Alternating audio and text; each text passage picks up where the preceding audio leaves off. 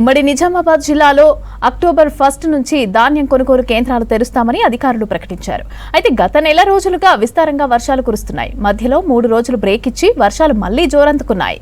జిల్లాలో ముందస్తు సాగు మొదలుపెట్టిన ప్రాంతాల్లో పంటలు కోసేందుకు రైతులు సిద్ధమయ్యారు. కోతల సమయానికి వర్షాలు పడుతూ ఉండటంతో రైతులు ఆవేదన చెందుతున్నారు.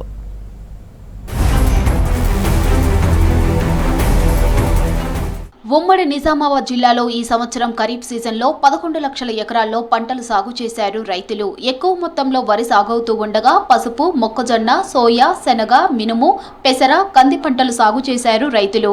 ఉమ్మడి జిల్లా వ్యాప్తంగా వరి ప్రధాన పంట కాగా 75,000 ఎకరాల్లో మొక్కజొన్న, 55,000 ఎకరాల్లో పసుపు పంట, 50,000 ఎకరాల్లో సోయా పంటలు సాగవుతున్నాయి.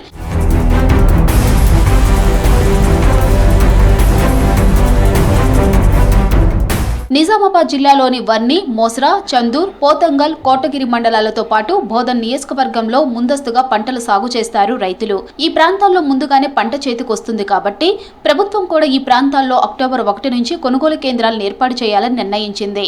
అయితే వర్షాలు మళ్లీ కురుస్తుండటంతో రైతులు ఆందోళన చెందుతున్నారు. మా మండలంలో ముందస్తుగా నాదే కోతకొచ్చింది.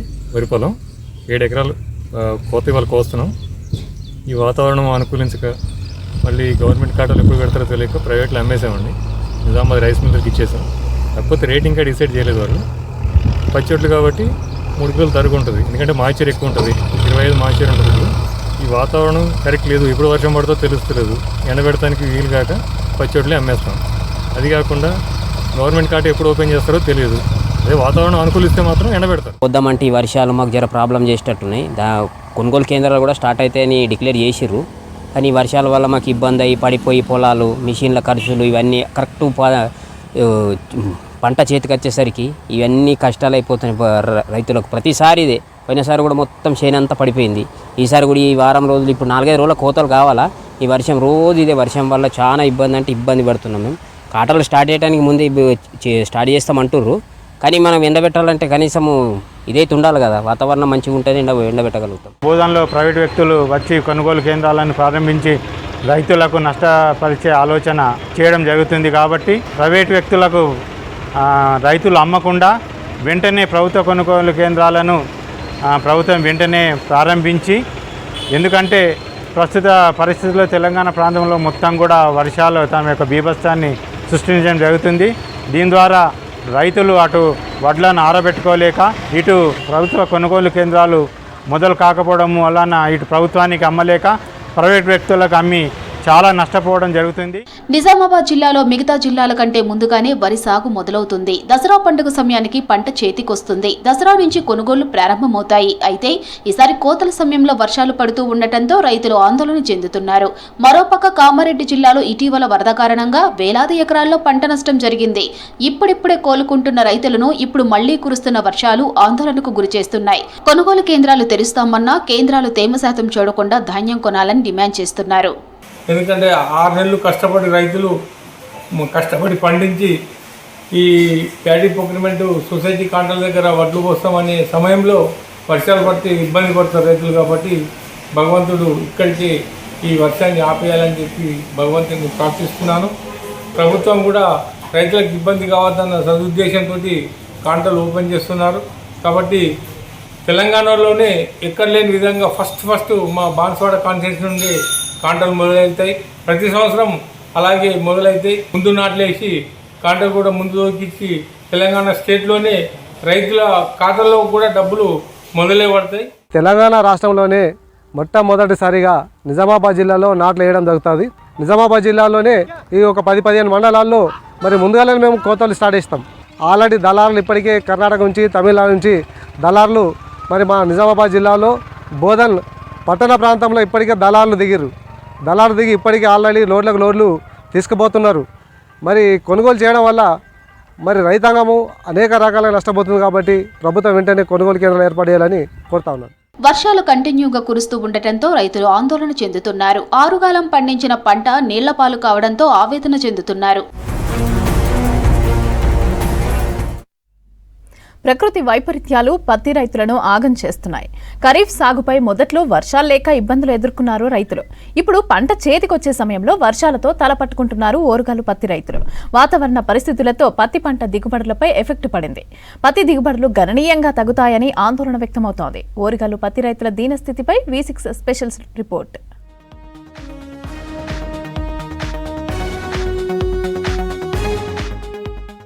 రాష్ట్రంలో వరి తర్వాత పత్తి పంటను అత్యధికంగా సాగు చేస్తారు. ప్రధానంగా ఉత్తర తెలంగాణలో పత్తి తెల్ల బంగారంగా ప్రఖ్యాతిగాంచింది. పత్తి దిగుబడులపైనే ఎక్కువగా ఆధారపడతారు రైతులు. శ్రమ కాస్త తక్కువగా ఉండటం, ఓ ఏడాది కాకుండా మరో ఏడాదైనా కలిసొచ్చి కష్టాలు తీరుస్తుందని పత్తి పంటపై రైతులకు అపార నమ్మకం. అందుకే ఎన్ని కష్టాలు ఎదురైనా కాటన్ పంట సాగును కంటిన్యూ చేస్తూ ఉంటారు రైతులు.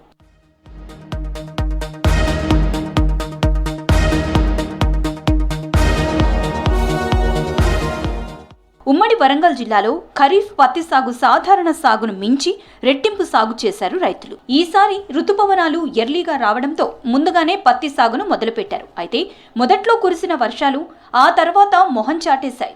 వాతావరణ మార్పులతో పెరిగిన ఉష్ణోగ్రతలతో కొన్ని ప్రాంతాల్లో వేసిన విత్తనాలు ఎండిపోయాయి. 2 సార్లు విత్తనాలు నాటుకోవటంతో ఖర్చు రెట్టింపైంది. చివర్లో కురిసిన భారీ వర్షాలతో ఆశించిన దిగుబడులపై ప్రభావం చూపుతుంది. దీంతో సాగు ఖర్చులు పెరిగి ఆదాయం తగ్గుతుందని ఆందోళనలో పడ్డారు పత్తి రైతులు. సుమారుగా 5-6 ఎకరాలు వేసాం. పత్తి పంట చేసిన సీజన్లో అధిక వర్షాల వల్ల టోటల్గా మొదటి కంచి ఇప్పటి వరకు కూడా ఎకరానికి 30,000 పెట్టుబడి పెట్టినాం. ఆ పెట్టుబడి వచ్చే పరిస్థితి కూడా లేదు. మొన్న అధిక వర్షాల వల్ల ఉన్న మొగ్గ పూత మొత్తం రాలిపోయింది. ఉన్న కాయ కూడా ఇప్పుడు టోటల్ డ్యామేజ్ అయిపోతుంది. అది అప్పుడు మొత్తం నల్లబడి రాలిపోయే పరిస్థితి ఉన్నది. రైతాంగానికి విపరీతమైన నష్టం అనేది జరిగింది సంవత్సరం. ఆ వర్షాల కారణం వల్ల కూలర్లు వెళ్ళిపోవడం జరుగుతుంది, మళ్ళీ కూలర్లను పిలవడం జరుగుతుంది. దీనివల్ల అధిక పెట్టుబడి అనేది విపరీతంగా జరిగింది. ఈ పంట నష్ట పరిహారానికి ప్రభుత్వం ఆలోచన చేసి ఎంతో కొంత ఆర్థికంగా ఈ రైతులకు రాష్ట్ర వ్యాప్తంగా కేటాయించాలని మేము కోరడం జరుగుతూ ఉంది. ఈ అకాల వర్షాల వల్ల నష్టపోయి ఉన్నాం. దానికి నష్టపరిహారం గవర్నమెంట్ ఎంతో కొంత మాత్రం కట్టియాలి. పోతే దానికి నష్టపరిహారం గవర్నమెంట్ ఎంతో కొంత 30,000 వేల చొప్పున కట్టియాలి ఎకరానికి ఒకంటికి అని చెప్పేది నా అభిప్రాయం. చివర్లో పడిన వర్షాలతో పంట దిగుబడులపై ప్రభావం పడుతుందంటున్నారు పత్తి రైతులు. ఉష్ణోగ్రతలతో విత్తనాలు ఎండిపోవడంతో సాగు ఖర్చు పెరిగిందన్నారు. ఆశించిన దిగుబడులు రాకపోతే తీవ్రంగా నష్టపోతామంటున్నారు పత్తి రైతులు. ఉమ్మడి వరంగల్ జిల్లాలో వాతావరణంలో తేమ శాతం పెరగడంతో పత్తి పంటపై ఎఫెక్ట్ పడింది. ఎడతెరిపి లేని వర్షాలు, ముసురు కారణంగా ఉష్ణోగ్రతల్లో మార్పులొచ్చాయి. పత్తి మొక్కల్లో ఎదుగుదల లోపించింది. కాయలు కాసే దశలో ఆకులు పండుబారిపోతున్నాయి. చేలల్లో రోజుల తరబడి నిలిచిన వరదతో పత్తి మొక్కలు దెబ్బతిన్నాయి. కొన్ని చోట్ల కాయలు చక్కగా విచ్చుకున్నా వదలని చినుకులకు దూది పింజలు తడిసి నల్లబారుతున్నాయి. వానకు తోడు మబ్బు పట్టిన వాతావరణం కారణంగా పంటకు తెగుళ్లు పట్టి పీడిస్తుండటం, కలుపు మొక్కలు పెరిగి పంటలపై ప్రభావం పడుతోందని ఆందోళన చెందుతున్నారు పత్తి రైతులు. మేము పత్తి ఒక 2 ఎకరాల పత్తి పెట్టాను. పెట్టిన కాంచి మొదలు పెడితే ఇప్పటి వరకు ఒక 40,000 రూపాయల పెట్టుబడి అయింది. ఏరడానికి కూడా అసలు ఇలా పత్తి వర్షాలు పడి మొత్తం పత్తి కొట్టుకపోవడం, మురిగిపోవడం, ఒక కాయ కూడా అక్కెర రాకుండా అది మాకు ఎక్కర రాకుండా అయిపోయింది. అసలు మేము బతకాలనా చావాలనా అసలు ఏం చేయాలనో మాకు దిక్కుదని స్థితిలో ఉన్నాము. ప్రభుత్వం మాత్రం మాకు ఎంతో ఆదుకుంటే బాగుంటుంది. మరి దాదాపు 25 నుంచి 30,000 రూపాయల పెట్టుబడి ఎకరాకి ఇప్పటికే అయింది పత్తి రైతులకు. మరి అందులో ఇప్పటి వరకు ఒక రూపాయి కూడా పత్తి తీసినటువంటి అమ్మినటువంటి పరిస్థితి రైతుకు లేదు. మరి ఇప్పటికైనా కూడా ప్రభుత్వం స్పందించి వారికి ఎకరాకు 35,000 నుంచి 40,000 రూపాయల ఆర్థిక సాయం నష్టపరిహారం అందించి పత్తి రైతులను ఆదుకోవాలని. వాతావరణ మార్పులతో పంటలు దెబ్బతింటున్నాయంటున్నారు రైతులు.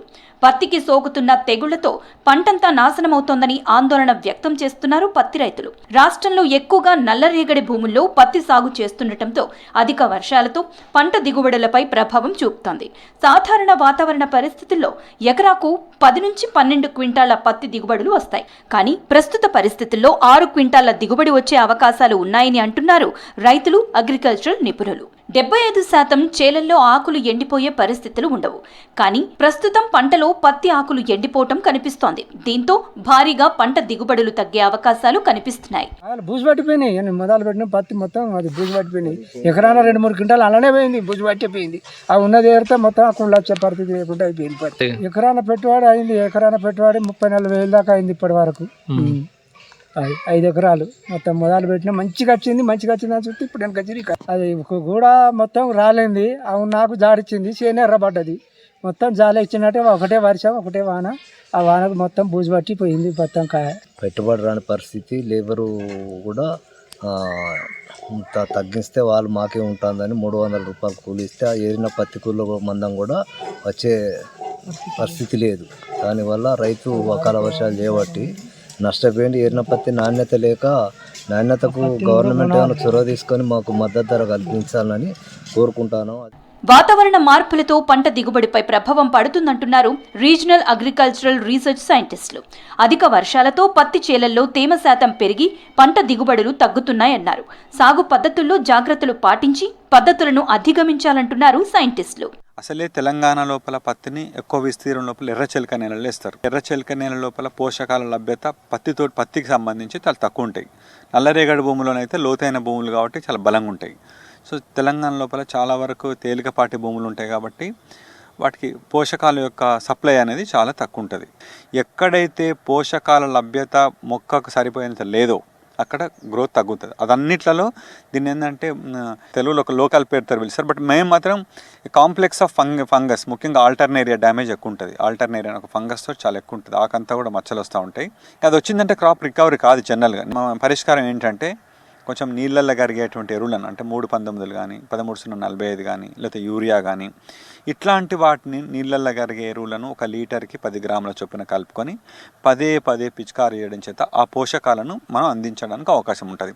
దానితో పాటే ఈ శిలీంద్రనాశనలు కూడా అంటే మామూలుగా ప్రొపికోనజోల్ టిల్ట్ అనే రూపంలో దొరుకుతుంది.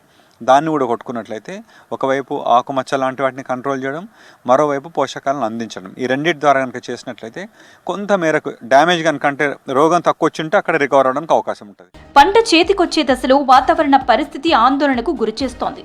ఈ ఏడు ప్రతికూల వాతావరణంతో పత్తి రైతులను కష్టాలు వెంటాడుతున్నాయి. దిగుబడుల గుండం నుంచి సర్కార్ రైతులను గట్టెక్కిస్తుందని ఆశాభావం వ్యక్తమవుతోంది.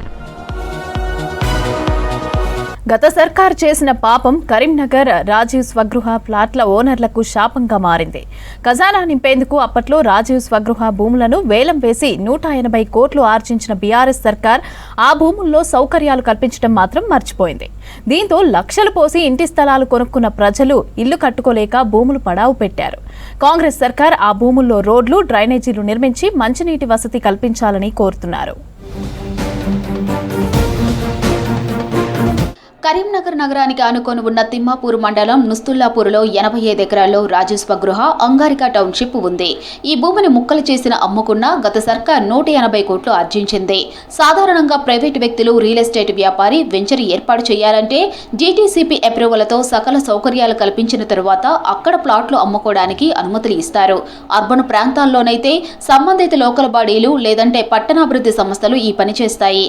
కానీ అంగారిక టౌన్షిప్లోని 85 ఎకరాల భూమిలో ఎలాంటి సౌకర్యాలు కల్పించకుండానే 816 ప్లాట్లుగా విభజించి గత సర్కార్ వేలం వేసి నిధులు సమీకరించింది. ప్లాట్ల వేలం సమయంలో అప్పటి సర్కార్ కొనుగోలుదారులకు అక్కడ అన్ని రకాల సౌకర్యాలు ఏర్పాటు చేస్తామని బ్రోచర్లు ముద్రించి ఫక్త్ రియల్ ఎస్టేట్ వ్యాపారిలాగే వ్యవహరించింది. మొత్తం 816 ప్లాట్లలో 784 ప్లాట్లు అమ్ముడుపోయాయి. డిటిసిపి హెచ్ఎండివే అప్రూవల్ ప్రకారంగా అభివృద్ధి చేస్తానని చెప్పింది. ఆ మేరకు మరి సౌకర్యాలన్నీ కూడా కల్పిస్తామని చెప్పేసి ఆనాడు ఉన్నటువంటి అధికారులు తెలిపినారు. కానీ ఆనాడు ప్రీబిడ్ సమావేశాన్ని ఏర్పాటు చేసినటువంటి కలెక్టర్ గారు తదితర అధికారులంతా కూడా మరి రోడ్లు కానివ్వండి, డ్రైనేజ్ పనులు కానివ్వండి, నీటి సదుపాయాలకు సంబంధించిన పనులు కానివ్వండి, పూర్తి స్థాయిలో విద్యుత్ సౌకర్యాలు కానివ్వండి, పార్కు అభివృద్ధి కానివ్వండి, ముఖద్వార నిర్మాణం కానివ్వండి, అట్లాగే విద్యుత్ సబ్ స్టేషన్కు సంబంధించినటువంటి కేంద్ర నిర్మాణం కానివ్వండి, ఏ పనులు ఈ ఒక్కటి కూడా ఈనాటికి చేయకపోవడం ద్వారా ప్లాటు యజమానులంతా కూడా తీవ్ర నైరాశ్యంలో, తీవ్ర క్షోభలో వాళ్ళు ఉన్నటువంటి సందర్భం. రాజస్వగృహ టౌన్షిప్ మొత్తం Karimnagar Satavahana urban development authority పరిధిలోకి వస్తుంది. సుడా లేఅవుట్ ప్రకారం ఇక్కడ వెంచర్లో రోడ్లు, డ్రైనేజ్, పార్కులు, స్కూళ్లు, ఆసుపత్రి, గుడి, మసీదు, చర్చ్, క్రీడా మైదానం, సూపర్ మార్కెట్ వంటి అనేక వస్తువులు కల్పించాల్సి ఉంటుంది. వీటన్నింటి కోసం స్థలాలు వదిలేశారు. కానీ ఆ స్థలాల్లో సౌకర్యాల కల్పనకు డబ్బులు కేటాయించకపోవడం పట్ల విమర్శలు వ్యక్తమవుతున్నాయి. కేవలం విద్యుత్ తీగలతో కరెంటు స్తంభాలు వేసినా ఒక్క రోడ్డు కూడా వేయలేదు. ఇండ్లు నిర్మించుకోవాలంటే నీటి వసతి తప్పనిసరి. బోర్లు వేస్తుంటే చాలా చోట్ల నీరు పట్టం లేదని ప్లాట్లు కొన్న వాళ్ళు చెబుతున్నారు. దీంతో కొనుగోలు చేసిన 784 ప్లాట్లలో ఇప్పటి వరకు కేవలం 10 లోపే ఇండ్లు నిర్మించుకున్నారు. వాళ్ళ అధికారులు మారినంత మాత్రాన పాలసీ మారలే. కాబట్టి ఎప్పుడు ఏమైనప్పటికీ కూడా ఈ డెవలప్మెంట్ చేసి మరి ప్రభుత్వం వేలంపాట చేసేది ఉండే. కానీ ప్రభుత్వం అప్పుడు ఉన్నటువంటి పరిస్థితిలో ఎప్పుడు డబ్బులు రావాలి అనేటువంటి ఆలోచనతోటి ఆ పని చేసిరని మేము అనుకుంటా ఉన్నాం. కానీ ఏదేమైనప్పటికీ కూడా మా ఇబ్బందులు ఏంటంటే చాలాసార్లు కూడా ఇక్కడ కూడా మేము చైతన్యంగా అందరం సామూహికంగా కూడా మీటింగ్ కూడా పెట్టుకున్నాం. భోజనాలతో సహా మేము మీటింగ్ పెట్టుకొని చర్చించుకున్నాం. ఎందుకంటే మాకు డెవలప్మెంట్ కావాలి అని చెప్పి కూడా ప్రతిసారి కూడా మా అధ్యక్షుల వారు, సెక్రటరీ గారు, చాలామంది కూడా మేము ఉన్నటువంటి బాడీ మొత్తం కూడా కలెక్టర్ గారిని కూడా చాలాసార్లు మేము డిప్యూటీ కమిషనర్ను అధికారులు మారుతూ ఉన్నారు. మారినంత మాత్రాన పాలసీ ఇదే కదా అని చెప్పి మేము వేడుకున్నా కూడా వాళ్ళు కూడా ఇంత కూడా ఇప్పటి వరకు కూడా పని చేయడం కూడా ప్రతిభ. ఓ ప్రైవేట్ రియల్ ఎస్టేట్ వ్యాపారి ఇలాగే వ్యవహరిస్తే సర్కార్ చర్యలు తీసుకుంటుంది. కానీ సర్కారే ఇలాంటి తప్పులు చేస్తే ఎలా అని ప్రశ్నిస్తున్నారు ప్లాట్ల ఓనర్లు. 2023 ఎన్నికలకు ముందు తీవ్ర ఆర్థిక ఇబ్బందుల్లో ఉన్న కేసీఆర్ సర్కార్ ప్రభుత్వ భూములను వేలానికి పెట్టింది. రెసిడెన్షియల్ ప్లాట్ గజానికి కనీస ధర 6,000, కమర్షియల్ ప్లాట్ గజం ధర 8,000 రూపాయలుగా నిర్ణయించారు. కానీ పోటీ ఎక్కువై ఒక్కో ప్లాటును దాదాపు 4-5 రెట్లు వేలంలో పాటపాడి కొనుగోలు చేశారు. దీంతో ప్రభుత్వానికి ఊహించిన దానికంటే అదనపు ఆదాయం వచ్చింది. ఈ ప్లాట్లను 2022 జూన్లో మొదటి విడత వేలం నిర్వహించినప్పుడే సౌకర్యాలు కల్పిస్తామని అధికారులు హామీ ఇచ్చారని చెబుతున్నారు కొనుగోలుదారులు. రాజస్వగృహ వెంచర్లో ఇంటి స్థలాలు కొనుగోలు చేసిన వారిలో ఎక్కువ మంది దిగువ మధ్యతరగతి కుటుంబాల వల్లే ఉన్నారు. వీరంతా సర్కార్ ఇచ్చిన బ్రోచర్ చూసి అన్ని సౌకర్యాలు కల్పిస్తారని ఆశపడి వేలంలో ప్లాట్లు దక్కించుకున్నారు. పైసా కూడబెట్టి సర్కారు కట్టారు. ఇక్కడ రోడ్లు, ఇతర వస్తువులు కల్పించాలంటే సుమారు 20 నుంచి 25 కోట్ల రూపాయలు ఖర్చవుతుందని అంచనా వేస్తున్నారు. అండ్ కరీంనగర్ సరౌండింగ్లోనే చాలామంది పిల్లలు రేపు ఫ్యూచర్లో ఎదగడానికి ఇలాంటి చాలా ఫ్యామిలీస్ గ్యాదర్ అవ్వడం వల్ల, ఈ టౌన్షిప్స్ ఇలా పెరగడం వల్ల ప్రభుత్వం ఇచ్చే సహాయం ఏదైతే ఉందో అది చాలా ముందుకు తీసుకెళ్ళడానికి, అంటే కరీంనగర్ సిటీని కూడా డెవలప్ చేయడానికి ఇది చాలా ఉపయోగపడుతుంది. కాబట్టి ముందుకొచ్చి ప్రభుత్వం ఈ సమస్యలు ఏవైతే ఉందో ఇవన్నీ పరిష్కరించడం వల్ల రేపు భవిష్యత్తు కరీంనగర్ మహానగరంగా ఉండడానికి సహాయం చేస్తుందని కోరుకుంటున్నాను. ఇంటి స్థలం కొనుక్కొని ఇల్లు కట్టుకుందామనుకున్న స్వగృహ భూముల ఓనర్లు ఇప్పుడు ప్రభుత్వం కల్పించవలసిన సౌకర్యాల కోసం ఎదురు చూస్తున్నారు. తొందరగా రోడ్డు, డ్రైనేజీలు, మంచినీటి వసతి కల్పిస్తే తాము ఇల్లు కట్టుకునేందుకు సిద్ధంగా ఉన్నామని చెబుతున్నారు. అధికారుల నిర్లక్ష్యం ప్రజలకు శాపంగా మారింది. రైల్వే ఓవర్ బ్రిడ్జ్ నిర్మాణం కోసం కోట్లాది రూపాయలు వెచ్చించి పనులు చేపడితే అధికారులు భూసేకరణ చేపట్టకపోవడంతో 1.5 కాలంగా వంతెన నిర్మాణం అర్ధాంతరంగా నిలిచిపోయింది. వరంగల్ నుంచి బట్టుపల్లి మీదుగా ఖమ్మం వెళ్లే ప్రజలు నానా అవస్థలు పడుతున్నారు. రెవెన్యూ అధికారుల నిర్లక్ష్యం కారణంగా దర్గా దగ్గర, గేట్ దగ్గర ప్రజలు గంటల తరబడి వేచి ఉండాల్సి వస్తోంది. హన్మకొండ జిల్లా దర్గా దగ్గర నిలిచిన ఆర్ఓబీ బ్రిడ్జిపై స్పెషల్ స్టోరీ.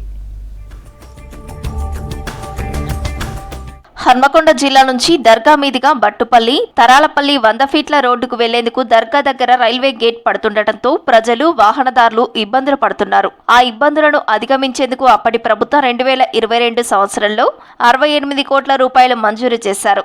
ఆర్ఓబీపై బ్రిడ్జి నిర్మాణం చేపట్టడం కోసం హైదరాబాద్ రహదారి నుంచి ఎన్ఐటీ నుంచి దర్గా వరకు సర్వే చేపట్టారు.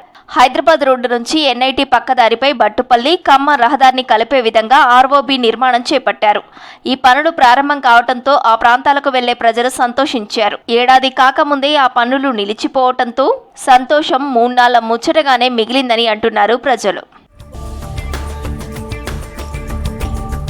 వరంగల్ 2040 మాస్టర్ ప్లాన్ ప్రకారం రైల్వే లైన్ పై వంతెన నిర్మాణం 68 కోట్లు మంజూరు చేసి మొదటి విడతలో 28 కోట్లు విడుదల చేశారు. ఆ నిధులతో బ్రిడ్జి నిర్మాణానికి పిల్లర్లు లేపి వదిలేశారు. ముందు వైపున పనులు చేపట్టేందుకు స్థలాన్ని రెవెన్యూ శాఖ సేకరించకపోవడంతో పనులు నిలిచిపోయాయని స్థానికులు చెబుతున్నారు. ఇక్కడ బ్రిడ్జి పనులు స్టార్ట్ అయ్యి కూడా 2 సంవత్సరాలు అవుతుంది. ఇంతవరకు కూడా అది మోక్షం లేదు. మా ఇంట్లో ముందట మొత్తం డ్రైనేజీలు అన్ని జమ అయ్యి చెత్త చెదారం మొత్తం అట్లనే ఉన్నది. పని సఫీకంగా సాగుతలేదు చక్కగా. ఇది ఇంతవరకు ఉంటుందో ఇంకా మేము ఓపిక పట్టి అది చేస్తాను. రోడ్లు చక్కగా లేవు, కాలువలు అన్నీ జామ్ అయినాయి. మురికి కాలువలు, పాములు, తేళ్ళు అన్నీ వస్తున్నాయి. వీళ్ళ సామాన్ అంతా ఇండ్ల ముందట ఉండేసరికి మాకు నడవడానికి పోవడానికి కూడా వీలు లేకుండా ఉంటుంది. దయచేసి మా యందు దయతలిసి బ్రిడ్జి పనులు తొందరగా కావాలని మేము కూడా కోరుకుంటున్నాం. కాబట్టి దర్గా నుంచి హైదరాబాద్ రోడ్డు కలిపే వంతెన నిర్మాణం పనులు పూర్తి కాక 100 అడుగుల రోడ్డుకు వెళ్లడానికి ఇబ్బంది కలుగుతోంది. గేటు వేసి ఉంచుతుండటంతో వాహనదారులు నానా అవస్థలు పడుతున్నారు. కార్లు, ఇతర వాహనాలు చౌరస్తా మీదుగా వెళ్లాల్సి వస్తోందని వాపోతున్నారు. బ్రిడ్జి నిర్మాణం కోసం తీసుకొని వచ్చిన సామాగ్రి అంతా ఎక్కడ పడితే అక్కడ పడేయడంతో డ్రైనేజీ బయటకు పోవడం లేదన్నారు స్థానికులు. ఇళ్ల చుట్టూ దుర్వాసన వస్తోందని దర్గా కాలనీ వాసులు వాపోతున్నారు. ఈ బ్రిడ్జ్ అవతల కూడాను ఇంకా వర్క్ అది బ్రిడ్జ్ ఇది ల్యాండ్ కొలతలు తీసుకోలేదు. అటు కూడా తీసుకొని అతి తొందరగా కంప్లీట్ చేయాలని మేము కోరుకుంటున్నాము. మరియు మాకు ఇటు డ్రైనేజ్ కూడాను ఈ బ్రిడ్జ్ పక్క బంటి డ్రైనేజ్ శాంక్షన్ అయింది. ఒక 5 years అవుతుంది. పెద్ద కాలువలు లేక మా అంతటా మేమే తీసుకున్నది అవుతుంది. ఈ బ్రిడ్జ్ కూడా తొందరగా కంప్లీట్ చేయాలని మాకు మనవి. ఇక్కడి నుంచి వెళ్ళి బట్టిపల్లి బ్రిడ్జ్ రోడ్డు కలుస్తుంది. ఆ రోడ్డు వరకు పోతుంది కాబట్టి ప్రజలు అందరూ కూడా ఇబ్బంది లేకుండా ఆ దర్గా గేటు మూయవడం జరుగుతాయి. ఇట్లకెళ్ళి బ్రిడ్జ్ నుంచి కడుపుకొండ, బట్టుపల్లి అవన్నీ అటే వెళ్తాయి కాబట్టి ఇటుకెళ్ళి అందరికి లాభపడుతుందని. 2 ఏళ్ల కిందట ప్రారంభమైన వంతెన నిర్మాణం రైలు పట్టాలకు పోచమ్మ ఆలయం వైపు మాత్రమే చేపట్టారు. రెండో వైపు భూసేకరణ కాకుండానే పనులు ప్రారంభించడంతో ఆర్ఓబి పనులు ఎక్కడ వేసిన గొంగలి అక్కడే అన్న చందంగా తయారైంది. ఈ పనులు చేపట్టకపోవడం వల్ల అనేక ఇబ్బందులు పడాల్సి వస్తుందని వాపోతున్నారు. కంపల్సరీ రెగ్యులర్గా ట్రైన్స్ ఉంటున్నాయి. ఉండడం వల్ల అక్కడ ఎంతో ఇబ్బందులు పడుతున్నాం. దయచేసి మీరు ఈ ఒక్క చిన్న పనిని మున్సిపల్ అధికారులు ఉన్నటువంటి రాజకీయ నాయకులైనా మంచిదే, ఎవరైనా మంచిదే, కానీ దాన్ని కొంచెం త్వరితగతిన పూర్తి చేసి ఆ భూసేకరణ చేసి ఆ బ్రిడ్జ్ పనులు పూర్తిగా నిర్మాణం చేయించేసి మా అందరికీ, మా గ్రామ ప్రజలకు అందరికీ కూడా సహకరించాలని. ఇప్పటికైనా ఆర్ఓబి అధికారులు, ప్రజాప్రతినిధులు దృష్టి సారించి అర్ధాంతరంగా నిలిచిపోయిన పనులు చేపట్టాలి. భూసేకరణ చేయని స్థలాన్ని సేకరించి ఆర్ఓబి బ్రిడ్జి నిర్మాణం పనులు త్వరగా పూర్తి చేయాలని స్థానికులు కోరుతున్నారు. మెదక్ జిల్లాలోని ఏడుపాయల దుర్గమ్మ ఆలయాన్ని వరదలు ఇప్పట్లో వదలటం లేదు.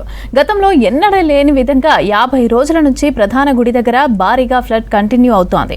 వరద తాకిడి అమ్మవారి ఆలయం పాక్షికంగా దెబ్బతింది.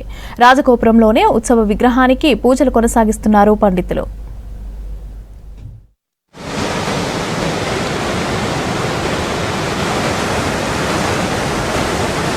ఎగువన కురుస్తున్న భారీ వర్షాలతో సింగూర్ డ్యాంకు వరద పోటెత్తుతోంది.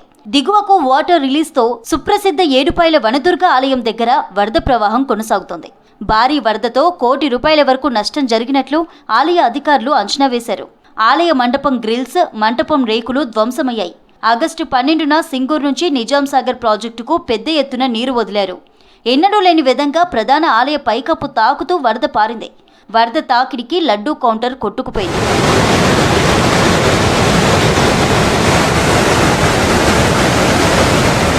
అక్టోబర్ మొదటి వారంలో వరద తగ్గడంతో ప్రధాన ఆలయానికి చేరుకునేందుకు వీలు పడింది. ఆలయం లోపల భారీగా నష్టం సంభవించినట్లు సిబ్బంది తెలిపారు. ఆలయాన్ని శుద్ధి చేసే పనిని ప్రారంభించారు. ఆలయ మండప గ్రిల్స్ వరద తాకిడికి ధ్వంసమయ్యాయి. లక్షల రూపాయల నష్టం జరిగిందని అంచనా వేస్తున్నారు. భారీ ఫ్లడ్ ప్రవాహం టైంలో వారం పాటు కనీసం రాజగోపురం దగ్గరకు కూడా వెళ్లలేని పరిస్థితి నెలకొంది.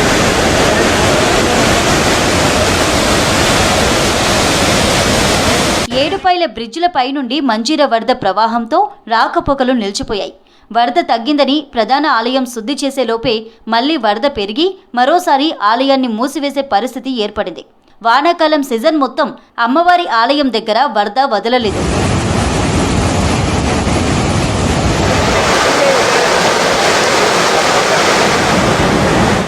మెదక్ జిల్లా నర్సాపూర్లోని బీవీఆర్ఏటీ ఇంజనీరింగ్ కాలేజీలో భారీ సైజ్ చెస్ బోర్డు ఏర్పాటు చేశారు. విద్యార్థుల ఖాళీ టైంను ఉపయోగకరంగా మార్చేలాగా వినూత్న ఆలోచన చేసింది యాజమాన్యం. దీంతో క్లాసుల మధ్య దొరికే టైంలో సెల్ ఫోన్ చూడకుండా మెంటల్ యాక్టివిటీ కోసం చెస్ ఆడుతున్నారు విద్యార్థులు.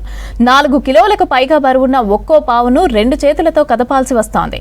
దీంతో ఫిజికల్ యాక్టివిటీ కూడా అవుతోందని అంటున్నారు స్టూడెంట్స్. కాలేజీలో ఏర్పాటు చేసిన బడా సైజ్ చెస్ గురించి మరిన్ని విషయాలు శ్రీధర్ అందిస్తారు. చెస్ అన్న కానీ ఒక ఇండోర్ గేమ్ కానీ తెలుసు. దాంతోపాటు ఆ చెస్ ఆడడం వల్ల మన అయితే ఒక బ్రెయిన్కి ఒక వ్యాయామం లాగా పనిచేస్తుంటుంది. కానీ ప్రస్తుతం నర్సాపూర్లోని ఒక ఇంజనీరింగ్ కాలేజ్లో చేస్తుంటుంది. ఇక్కడ బ్రెయిన్తో పాటు ఫిజికల్ యాక్టివిటీ కూడా జరుగుతుంది.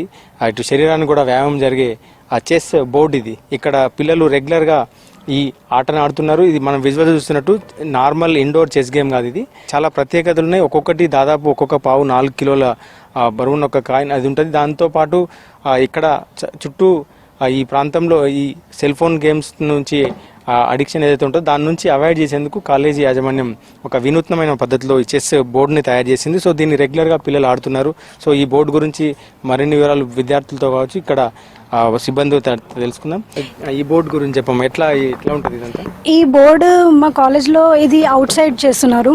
ఇది చేయడం వల్ల ఏమవుతుందంటే చాలా ఫిజికల్గా మెంటల్ హెల్త్ అనేది చాలా మంచిగా ఉంటుంది. అండ్ ఇది ఎక్కువ చాలామంది ఎగ్జైటెడ్గా ఫీల్ అవుతున్నారు ఈ గేమ్స్ ఆడడానికి. అండ్ ఇది అందరికీ సజెస్టెడ్. మీరు అంటే రెగ్యులర్గా ఎప్పుడెప్పుడు ఆడుతుంటారు ఇది? మేము ప్రతి వీకెండ్ అలా ఆడుతుంటాము. ఇక్కడ పీటీ సార్ వాళ్ళందరూ చాలా మంచిగా కోఆపరేట్ చేస్తారు, హెల్ప్ చేస్తారు ఈ గేమ్స్ అన్నీ ఆడడానికి మాకు. రెగ్యులర్ అంటే ఇప్పుడు జనరల్గా పిల్లలు కొంచెం గ్యాప్ టైం దొరికినా కాలేజ్ టైంలో సెల్ ఫోన్లో ఆడుతుంటారు, గేమ్స్ ఆడుతుంటారు. సో ఈ గేమ్ ఎట్లా ఉంది, దీనికి ఎట్లా రెస్పాన్స్ ఉంది? నేను ఎంబీఏ ఇక్కడ సెకండ్ ఇయర్ చదువుతున్నాను. అయితే మాకేందంటే స్టడీస్ ప్రెషర్ అనేది చాలా ఉంటుంది.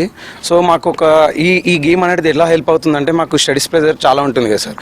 బయట చూకే మొబైల్స్ ఈ కాలంలో అందరూ ఈ జనరేషన్లో అందరూ మొబైల్స్ వాడుతున్నారు. కాకపోతే మాకు ఇది ఎలా హెల్ప్ అవుతుందంటే మేము స్ట్రెస్గా ఫీల్ అయినప్పుడు ఇక్కడ ఏమవుతుందంటే మా పీటీ సార్ వాళ్ళు మా యాజమాన్యం కూడా ఇక్కడ చాలా కోఆపరేటివ్ చేస్తుంటారు మాకు. మేము వచ్చి ఇక్కడ ఆడుకుంటూ ఉంటాము. సో మాకు మెంటల్గా కానీ ఫిజికల్గా కానీ చాలా హెల్ప్ అవుతుంది. ఈ గేమ్ ఆడడం వల్ల మాకు ఏంటంటే కొంచెం ప్రాబ్లమ్స్ ఉన్నా, జర స్ట్రెస్ ఉన్నా, స్టడీస్ పైన ప్రెషర్ ఉన్నా కానీ అంతా రిలీఫ్ అయిపోతుంది సార్.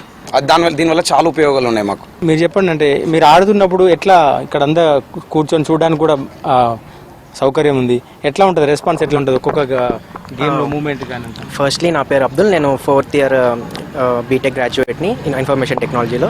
లైక్ నేను 4 years నుంచి ఇక్కడ ఉన్నాను. ఈ గేమ్ మాకు ఎట్లా అంటే మెంటల్ హెల్త్నే కాకుండా లైక్ ఫిజికల్గా కూడా చాలా హెల్ప్ఫుల్ అవుతుంది. 4 బార్డర్స్లో ఒక రూమ్లో కూర్చోవడం కంటే నేచర్లో కూర్చొని ఆ గేమ్ ఆడుతూ ఉంటే మెంటల్గా ఫిజికల్గా చాలా జాయ్ఫుల్గా ఉంటుంది మాకు కూడా. చూసే వాళ్ళకే కాదు, ఆడే వాళ్ళకి కూడా. చూసే వాళ్ళు కూడా ఏంటంటే నెక్స్ట్ మూవ్ ఏమవుతుంది, లైక్ కూర్చొని ఎవరైనా ఆడతారు, నుంచొని కదిలిస్తూ ఆడుతూ ఉంటే ఆ ఎక్స్పీరియన్స్ అండ్ జాయ్ఫుల్ మూమెంట్ అన్నది చాలా బాగా అనిపిస్తుంది. లైక్ నేను చాలా జాయ్గా లైక్ ఎంజాయ్ చేశాను. లైక్ చాలాసార్లు ఆడాను నేను కూడా నా ఫ్రెండ్స్తో. ఇది ఒక స్ట్రెస్ రిలీఫ్ లాంటిది నాకు కూడా. కంపారిటివ్లీ గేమ్స్ ఆడడం కంటే ఇలా కూర్చొని ఫ్రెండ్స్తో చిల్ అవ్వడం అన్నది నాకు ఈ గేమ్ ఆడడం చాలా బెటర్ఫుల్గా అనిపిస్తుంది. మూవ్స్ ఇస్తున్నా పైన నుంచి ఎట్లా రెస్పాన్స్, ఫ్రెండ్స్ అంతా ఎంకరేజ్ చేస్తుంటారు, ఎట్లా ఉంటుంది అంత? ఆబ్వియస్లీ వాళ్ళు ఏంటంటే వాళ్ళే ఆడియన్స్ అయిపోతారు. వాళ్ళు ఎట్లా ఫీల్ అవుతారంటే వాళ్ళు ఆడుతున్నట్టు ఫీల్ అయిపోయి వాళ్ళే మాకు మూవ్స్ ఎట్లా ఆ మూవ్ చేయి, ఈ మూవ్ చేయి, ఇట్లా చేయి, అట్లా చేయని వాళ్ళు గైడెన్స్ ఇస్తూ ఉంటారు. లైక్ వాళ్ళకి ఏంటంటే లోపల నుంచి ఇంకా చాలా ఉంటుంది. ఆడేవాడికంటే అంటారు చూడండి, చూసే వాళ్ళకి ఇంకా ఆతృత ఎక్కువ అని. అట్లా చాలా మీనింగ్ఫుల్గా అండ్ చాలా జాయ్ఫుల్గా ఉంటుంది మాకు ఈ మూమెంట్స్ అన్నవి. లైక్ మా కాలేజ్ యాజమాన్యం కూడా మాకు చాలా సపోర్ట్ చేస్తుంది ఇలాంటి గేమ్స్ కండక్ట్ చేయడానికి. మీరు చెప్పండి సార్, ఎప్పుడు ఏర్పాటు చేసిండ్రు, ఎట్లా ఇది ఆలోచన ఎట్లా వచ్చింది? ఆల్మోస్ట్ 4 years అయిందండి ఇది యాక్చువల్గా మా చైర్మన్ సార్ వచ్చినప్పుడు చూసి మన ఎప్పుడు పిల్లలు ఇండోర్ ఆడుతూ ఉంటారు కదా చెస్, అలా కాకుండా మనకి ఇక్కడ చెస్ ఓపెన్ చేసేస్తే ఎట్లా ఉండదని అడిగారు. చాలా బాగుంటుందని చెప్పాను. సార్ ఎక్కడ ఏం చేయాలి, ఎలా చేయాలి అనేది అంతా అబ్జర్వ్ చేస్తూ ఉంటారు. ఓపెన్లో ఆడడం వల్ల ఏమవుతుందంటే మూవ్స్ ఉంటాయి, కదులుతూ ఉంటారు, plus open air, oxygen levels బాగుంటాయి. క్లోజ్లో ఉంటే ఆక్సిజన్ లెవెల్స్ ఉండవు, నెంబర్ ఆఫ్ స్ట్రెంత్ ఉంటారు కాబట్టి, క్లోజ్ ఉంటుంది కాబట్టి ఇలా చేస్తే బాగుంటుందని సారే సజెస్ట్ చేశారండి. ఓకే, ఎట్లా ఉంది రెస్పాన్స్ అండి? పిల్లలు బాగా ఎంజాయ్ చేస్తూ ఉంటారండి. రెగ్యులర్గా ఆడుతుంటారు ఇక్కడ? రెగ్యులర్గా ఆడుతూ ఉంటారు. 3 నుంచి స్టార్ట్ అవుతుందండి, 2:30 నుంచి 2:30 to 6 వరకు. సో ఇది వచ్చిన తర్వాత ఈ ఆడేవాళ్ళు కాకుండా చూసే వాళ్ళు కూడా సౌకర్యాలు ఉన్నాయి. సో మొబైల్స్ పట్టుకొని టైం పాస్ చేయడం కానీ ఇది చూడడానికి ఎక్కువ వస్తారు. వాళ్ళు కూడా ఎంజాయ్ చేస్తూ ఉంటారు అండి. మొత్తం రౌండ్ చేస్తూ ఉంటారు, పిల్లలు ఎంజాయ్ చేస్తూ ఉంటారు.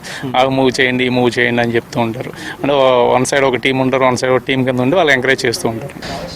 సో నేను చెస్ 7th class నుంచి ఆడుతున్నా. అంటే 7th స్టార్ట్ చేసిన, మళ్ళీ కరోనాలో ఇక ఆపేసిన. సో నేను ఫ్యూ టోర్నమెంట్స్ ఆడినా, రేటెడ్ టోర్నమెంట్స్. నాకు 1000 అబౌవ్ రేటింగ్ కూడా వచ్చింది. కరోనా వల్ల డ్రాప్ అవ్వాల్సి వచ్చింది. బేసికలీ చెస్ అంటే నార్మల్ ఫోన్స్లో ఆడతారు, ఇండోర్ స్టేడియంస్లో ఆడతారు. కానీ అక్కడ మనకి చెస్ అంటే మన థింకింగ్ ప్రాసెస్ని చాలా ఫాస్ట్ చేస్తుంది చెస్ ఆడితే. మనం చదువుకోవడం దానివల్ల స్ట్రెస్ కూడా చాలా రిలీఫ్ ఉంటుంది స్ట్రెస్ ఆడితే. ఇంకా ఇండోర్ అంటే మెంటల్ హెల్త్ ప్రాబ్లం మంచిగా ఫిట్ అవుతాం, కానీ ఇండోర్ ఆడిన బద్ధకం ఎక్కువైతుంది, అంటే లేజినెస్ ఎక్కువైతుంది. ఇలా మనం అవుట్డోర్కి వచ్చి ఆడితే మన బాడీ కూడా మొత్తం అన్ని మజిల్స్ మూవ్ అవుతాయి, మైండ్ మజిల్స్ కాదు మొత్తం బాడీ మజిల్స్ అన్నీ మూవ్ అవుతాయి. అంటే బయటికి వచ్చి ఆడితే మెంటల్ స్ట్రెంగ్త్ హెల్ప్ అవుతుంది, ఫిజికల్ కూడా బాగా వస్తుంది. I'm from 4th year CSC. ఇక్కడ చెస్ ఆడడం వల్ల మన మైండ్ అనేది రీఫ్రెష్ అవ్వడం జరుగుతుంది. ఎందుకంటే లోపల కూర్చొని వచ్చేసరికి వీటిని చూసేలోపు మన మైండ్ అనేది రీఫ్రెష్ అవుతుంది. ఇన్ కేస్ మనం మళ్ళీ రెగ్యులర్గా ఆడడం వల్ల మనకి ప్రాబ్లమ్ సాల్వింగ్ స్కిల్స్ అనేవి ఇంక్రీజ్ అవుతాయి. మళ్ళీ ఏ ప్లేస్లో ఏది పెట్టాలి అనే సిచ్యువేషన్లో మనం దాన్ని ఎట్లా ఆప్టిమైజ్ చేస్తే ఎట్లా విన్ అవుతాం గేమ్ అనేది కూడా తెలుస్తుంది. బయట ఆడడం వల్ల మనకి ఎక్సర్సైజ్ అనేది జరుగుతుంది. ఎందుకంటే ఇన్ కేస్ కూర్చొని ఆడేటప్పుడే మనకి ఓన్లీ సర్టన్ దానిపైనే కాన్సన్ట్రేషన్ ఉంటుంది. ఇక్కడ తిరుగుకుంటూ ఆడేసరికి ఏది ఎక్కడ పెట్టాలి, ఎన్ని మూవ్స్ చెయ్యాలి అని తెలుస్తుంది. మళ్ళీ మన హెల్త్ కూడా బాగుంటుంది, ఎందుకంటే మనం ఫ్రీక్వెంట్గా వాకింగ్ చేస్తూనే ఉంటాం. చెస్లో పాయింట్స్ ఎక్కడెక్కడ పెట్టాలి అని చెప్పేసి. Chess is a game which is invented in India. It's our game. Chess is a game which is related to our logical thinking, and it helps in decreasing anxiety levels, and it is very useful because chess improves our logical thinking and that in which time what we should move. It's our critical thinking, and we should involve in the game and we should play. So ఇక్కడ brain ఎక్సర్సైజ్తో పాటు మన శరీరాన్ని కూడా exercise అయ్యే విధంగా ఒక అయితే పావులను ఏర్పాటు చేశారు. ఒక్కొక్కటి దాదాపు 4 కిలోల బరువు ఉంటుందని చెప్తున్నారు. సో ఇవన్నీ ఆడేప్పుడు కూడా వీళ్ళకు మెంటల్ ఏదైతే స్ట్రెస్ నుంచి రిలీఫ్ కావడంతో పాటు కొంత ఎక్సర్సైజ్ అయ్యే విధంగా కూడా వీటన్నిటి ఏర్పాటు చేస్తారు. దాదాపు 4 కిలోల బరువున్న ఈ కాయిన్స్ అన్నింటిని కూడా మూవ్ జరుగుతుంటారు. దాంతోపాటు ఇక్కడ ఆడుతున్నప్పుడు చాలా అందరికీ కనిపించే విధంగా ఒక సీటింగ్ ఏర్పాటు చేసిండ్రు. ఆ సెల్ ఫోన్ నుంచి ఒక అడిక్షన్ టైం నుంచి ఇక్కడ గేమ్స్ వైపు మరలించేందుకు కాలేజీ యాజమాన్యం ఏర్పాటు చేయడంతో పిల్లల నుంచి కావచ్చు కూడా దానికి తగ్గట్టు కూడా రెస్పాన్స్ వస్తుందని కూడా చెప్తున్నారు. కెమెరామెన్ రాజుతో శ్రీధర్, వీస్కిన్స్, నర్సాపూర్ నుండి.